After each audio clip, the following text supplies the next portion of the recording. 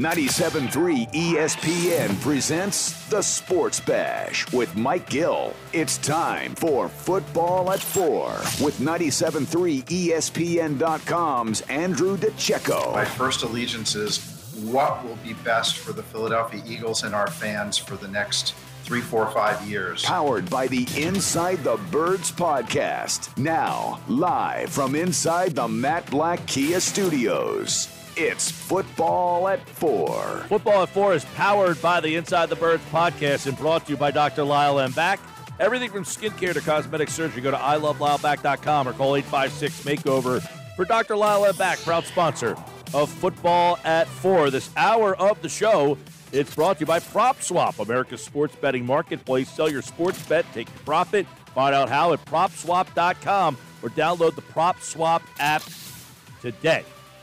Mike and Broads, Andrew DiCecco for Football at 4 today here on the Sports Bash Live on 97.3 ESPN. And he, like all guests, appeared via the Boardwalk Honda hotline. Andrew, what's going on, my man? Hey, Mike, how are you, man? All right, man. We're doing well. It's that time of the year. We're starting to think about free agency and the draft. Of course, the Carson Wentz saga is now behind us. Thursday was the day that it happened. You were on the air that day. Dust has settled. And now, looking forward, I want you to kind of give us your thoughts on the quarterback position for the Philadelphia Eagles and how you kind of see it materializing from now until draft day. Do you see free agent? Is it Jalen Hurts? Is it number 6? Do they make a trade? How do you kind of now see what the Eagles' quarterback position might look like moving forward now that Wentz is officially gone? Well, for me, it makes sense to sign a veteran, to be there as a mentor for Jalen Hurts. It's a very young quarterback room. Obviously, Jalen Hurts has just 4 game sample size under his belt, but it makes sense to go with Jalen Hurts, give him a full off season, let him build that continuity with his wide receivers and tight ends, and establish leadership and get the whole team's support behind him before you can really make an accurate assessment about what he is or what he isn't. I mean, the Eagles are not in a position to challenge for a championship this season, one way or the other. So, I mean, see what you have with your young quarterback that you selected with the 53rd overall pick just last year. The team just has so many other holes that, to kind of play this quarterback carousel again, I don't know that they're in a position where they can afford to do that. There's just too many other needs. So, I mean, roll with Jalen Hurts, see what you have there, and then, make an assessment at the end of the season. Because if he's not good, you'll have an opportunity to pick, high again. So, and you'll have another another first-round pick to work with as well. All right. So, for someone like you who studies the draft and is, knows these quarterback prospects really well, Fields, Wilson, obviously you're not going to get Lawrence, Mac Jones. I mean, you would say roll with Hurts rather than roll the dice with one of those quarterback prospects. Trey Lance, the other guy, obviously in the mix here. So there's going to be someone there at 6, you would think. But you would say go with Hurts and get in another direction before you say take a guy at 6. Or even, what if Howie Roseman trades up? Even still, Justin Fields is a player that I think is decidedly better than Jalen Hurts, but I don't necessarily know that right now Zach Wilson or Trey Lance are that much better than what Jalen Hurts is or can be. I mean, there's just too much, uncertainty there. So to take to invest the 6th pick in a quarterback, it's kind of like they have a high ceiling, but there's still a lot of question marks there with all the other holes that you have on that team. I mean, I think that would be irresponsible for the Eagles to do that, given their current situation.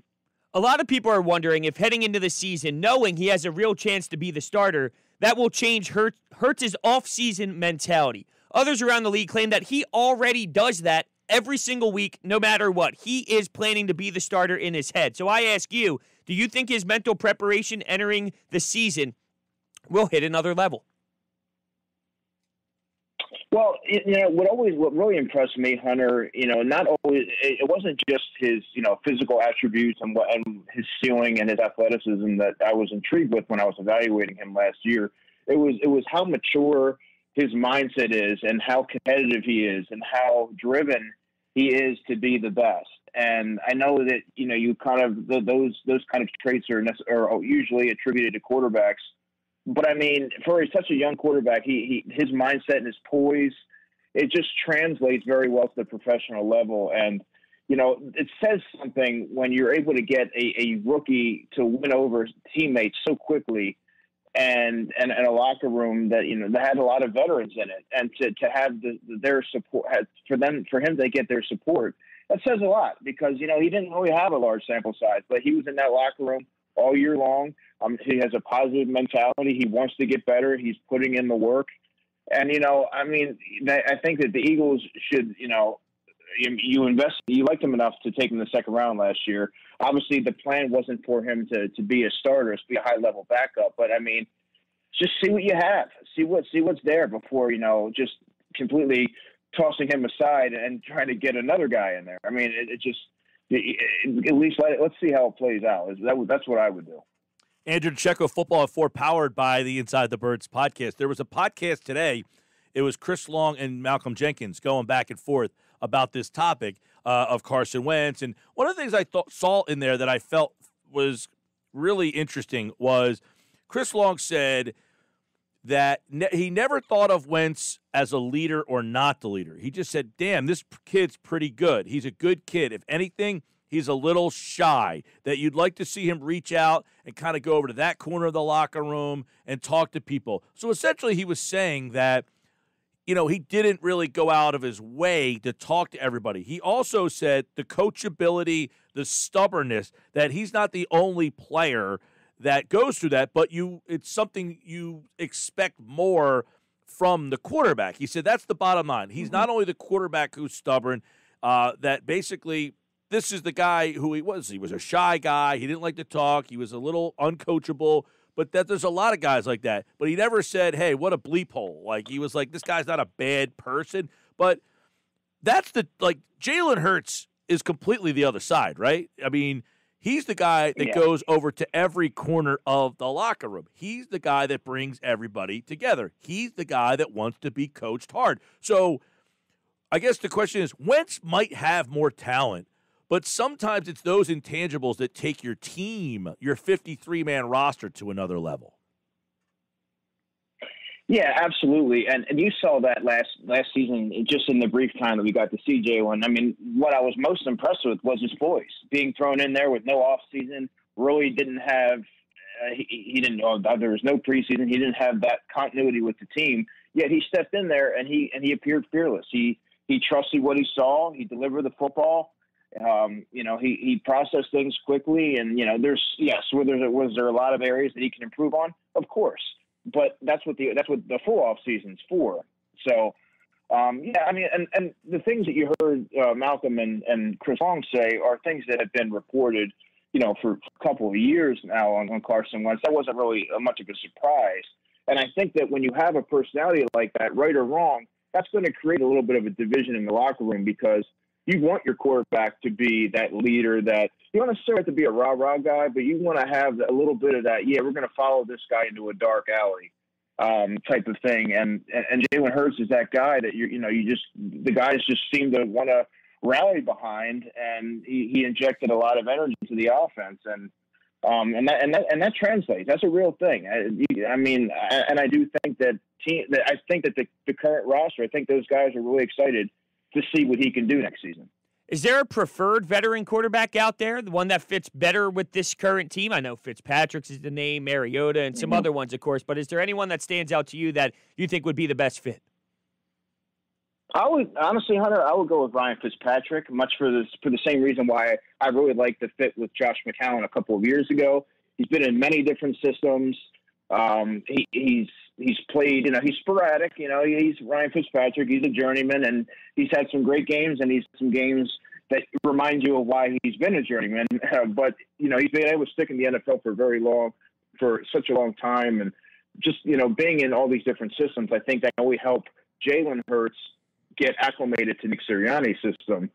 And I think it would just be a great fit, because at this stage in his career, I don't know if Ryan Fitzpatrick is going to want to I think he may have come to terms that he's probably not going to get one of the coveted 32, starting quarterback positions in the NFL.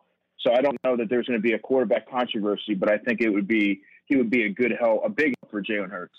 Hey, we're talking with, of course, our Football at 4, and it's Andrew DiCecco here as the Eagles all season getting underway. Now, you guys bringing up that veteran quarterback. I feel like an interesting name, too, could be Jacoby Brissett. The problem is I think he's going to want way too much money, and this team already has a lot of financial issues, but he would be an interesting kind of backup mentor type of guy who knows Sirianni. I think that would be a good fit. I don't think the money would work out, so that would be the problem of bringing in a guy like you guys are talking about Fitzpatrick. I see Jacoby Brissett, like getting a veteran guy to that extent. The problem is the cap.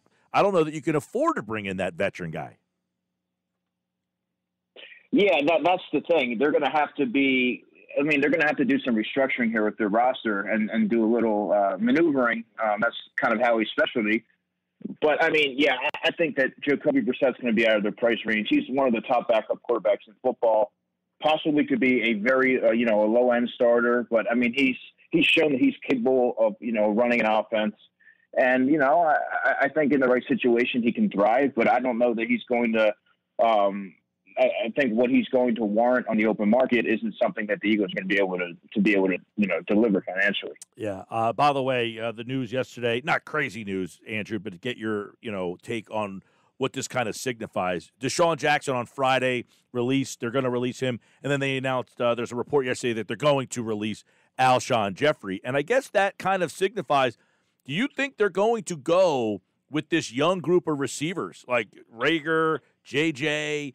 How do you think this receiver room's going to look like? Hightower, Quez Watkins, they got these young guys. Do you think that's what they're going to go with? And even if they draft a guy at 6, that's a rookie.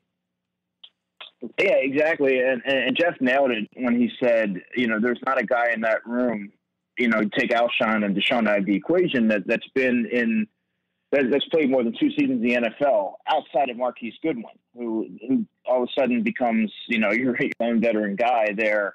I think you can get like a low-level veteran to step in there that, role player guy, 4th receiver, special teams guy that's played a while that can really kind of command the room. They're really cash-strapped. It's really hard to go out and spend on at the position.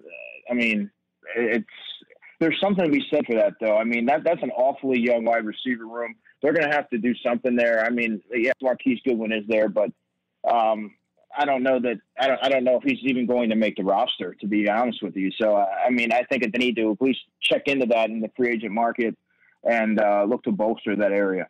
Since we're talking about offensive playmakers, the tight end Pitts is catching a lot of hype right now. Are you moving in any direction with him coming out of the draft, or are you kind of staying with where you were in your first initial assessment? Well, I love Kyle Pitts, but I don't like him at 6. Right. I think that, if there's a team that wanted to trade with the Eagles, let's say a team that really wants a quarterback, and they want to move up to 6, and the Eagles can move down a few spots. Yeah, that's a great opportunity to take a guy like Kyle Pitts, put him on your roster, move him around, and let him do his thing. And I think that would be a tremendous fit. And another weapon that the offense it's so dire right now in terms of playmakers. I just love his versatility we can bring to an offense. He runs routes as good or better than some wide receivers in this class. I mean, he's just a phenomenal talent, and he's going to be a plug-and-play starter and an impact player. So. All right, obviously, draft season is getting here. The mock draft season is here. Eagles at number 6. We will continue to focus on that because I really think that 6 spot is going to be really interesting because I think teams are going to call them. Teams are going to call it 6 because of all these quarterbacks that are involved. The question will be, does Howie Roseman want a quarterback for himself, or does he want to kind of get out of there? That's stuff that we will continue to kind of dissect with Andrew. He'll be back on Thursday's show for Football at 4. Moshe is in tomorrow. Adam is here on Friday. Football at 4, all season long. Eagles, NFL, draft, you name it, we've got it. Football at 4 here on the Sports Bash, powered by the Inside the Birds podcast. Andrew, appreciate it, man. You got it, guys. Talk to you soon. And Andrew, like all guests, appears via the Boardwalk Honda hotline. Is this offseason is going to be an interesting one with that quarterback position, man. I got to be honest, I'm not a big fan of going quarterback with that pick.